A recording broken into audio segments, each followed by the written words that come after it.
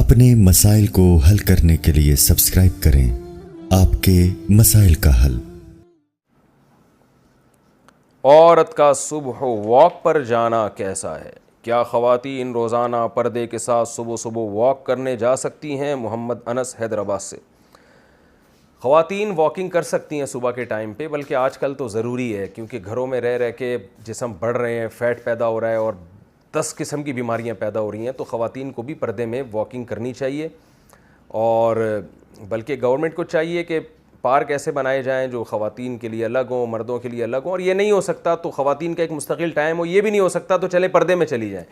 मैंने देखा है बाज़ मुल्कों में पुराने अंग्रेज़ भी इसका ख्याल करते थे कि ख़वातीन के लिए पार्क ही अलग होते थे पहले ज़माने में, अब तक चले आ रहे हैं वो, लेकिन अब ये रिवाज ख़त्म हो रहा है।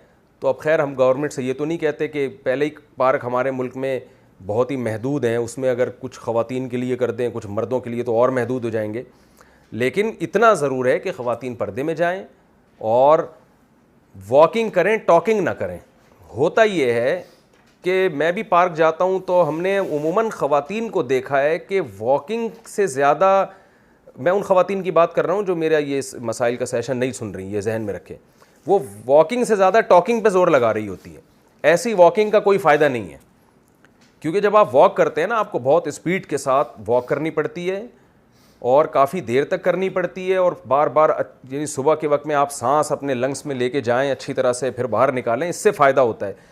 गपशप लगाते हुए इंसान तेज़ रफ्तारी से चल नहीं सकता, उसका दिमाग फिर मुख्तलिफ मसाइल की तरफ जाता है। जो वॉक का बुनियादी मकसद है वो टॉक के साथ हासिल नहीं हो सकता।